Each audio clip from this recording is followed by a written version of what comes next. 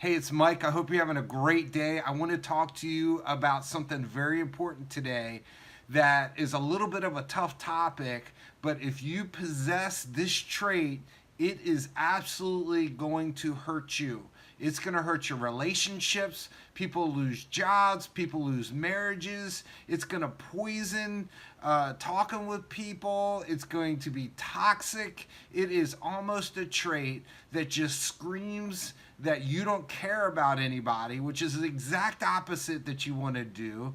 It will damage any type of long-term relationship. It will hurt you. It will just be extremely unhealthy. People will look at you terribly. They'll talk about you. I mean, all these things. And if I said what it is, you probably wouldn't take the time to watch the next 7-minute video from a life coach that talks about this issue and the 3 reasons why people have this trait, right? So if you understand it, then you can reverse it. But I want to recommend to you, no matter who you are, take this 7 minutes and make yourself listen to it, just so if this happens to be a little bit of truth in here from you, if you possess this trait, then you can learn from it and keep it and make it better, because there are certain things that you need to do to be successful, and there are certain things that will absolutely stop and hurt your growth, and this for sure is one of them. Definitely, without a shadow of a doubt.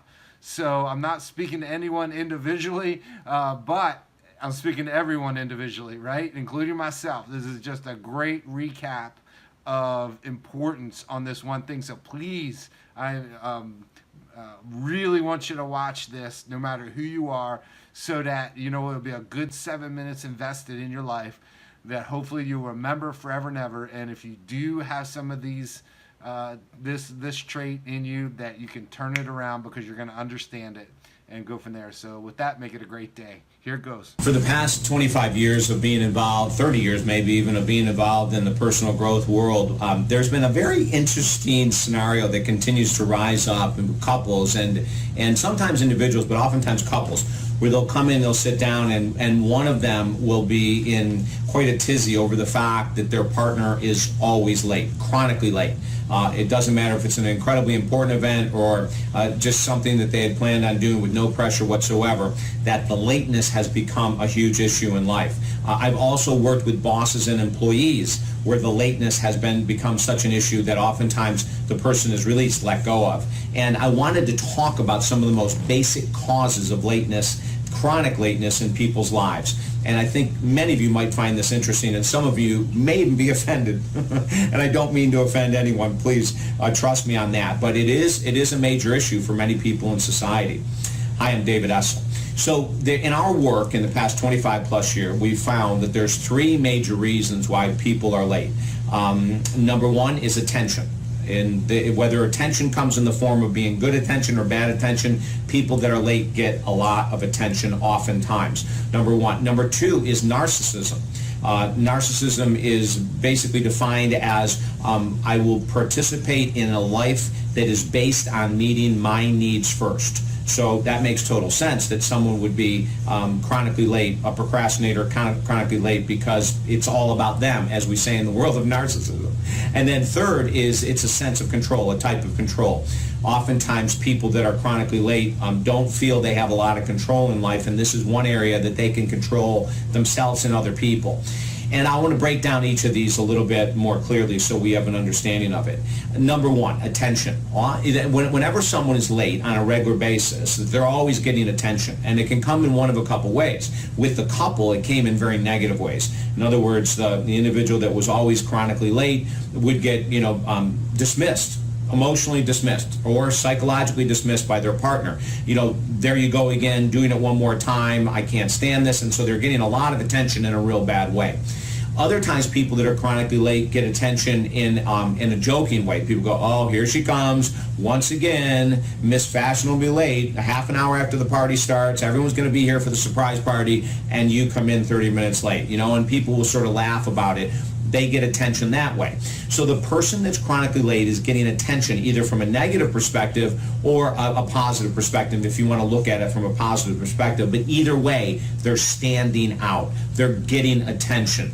And when we look back at early childhood for people that are chronically late, we often find that they did not get attention early in childhood because there were multiple children in the family, the parents divorced, the parents stayed together, but they probably should have divorced, so the child didn't get the attention. But they found and learned at a very early age that if they were always late, then they would get attention. And that's what children crave. Fast forward and the person's 20, 30, 40, 50, 60, 70 years old, they're still getting attention. And until they look at the core reason of why they're doing it, they'll probably do it until the day they die. So that's number one. Number two, narcissism. Now, this is something that a lot of us shy away from that word. Oh, I'm not narcissistic at all. I can tell you in my chair that I can be highly narcissistic at times, which gives me the absolute expertise to talk about this. And in my younger years, I was probably outrageously narcissistic if you would ask anyone I dated, I'm sure. But over time, we start to look in the mirror, hopefully, and say that, you know, the techniques or the things that we do as a narcissist aren't really working for us, so let's start to shift them. But the person who's chronically late could be highly narcissistic, meaning that they really don't care who else's schedule that is interfered with. They really don't care of the fact that someone else's feelings might get hurt, or they're late for a party, or their partner is once again upset. The narcissist could care less, quite frankly, about how their lateness affects anyone else whatsoever. So they may even say, like, geez, I'm really sorry, I'm going to try to get better on this. But if they're past 20 years old and they haven't worked and changed their chronic lateness, then there's a good chance that there's at least part of the reason being narcissism. Is that, listen, the most important thing to me, honestly, is me. It's not you. So if I'm late for the date, if I'm late for work, if I'm late for whatever, you're just going to have to learn to live with it. And that's a very narcissistic approach to living.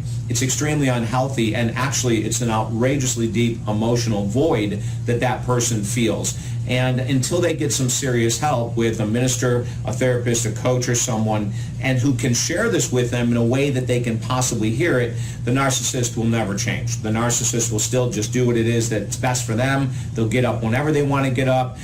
They'll show up at a meeting when it's appropriate for them, when it conveniently fits their schedule. That's the classic sign of a narcissist.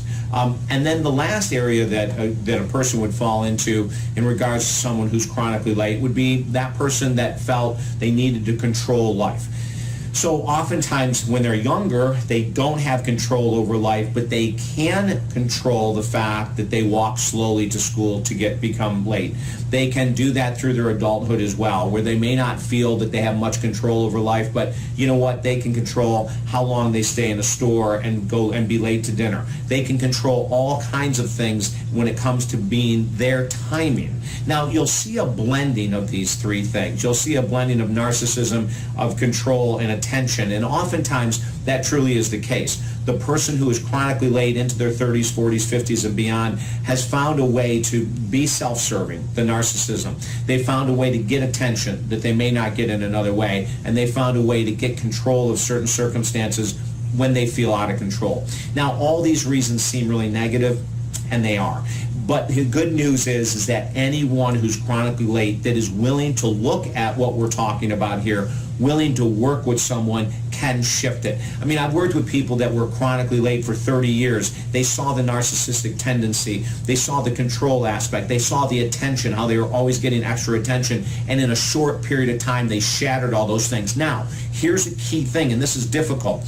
When you have an identity that is wrapped around being late for all the three reasons I talked about, sometimes when people lose that identity and no one's making a fuss about them anymore, they can feel lost.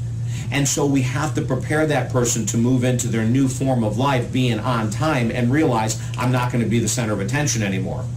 So we prepare them for that. If I can help you or someone you know who's chronically late and bust through these three main reasons of why we are late, contact me at talkdavid.com. I mean, the massive upside of this is huge. Of being on time and letting go of all that other crap, and it is crap, is huge. Let me help you. Talkdavid.com. Share this with people that are late, and hopefully they'll be able to watch the whole thing. And then don't forget to sign up for our YouTube account so all these come right to your inbox, okay? Have a blessed day. Bye-bye.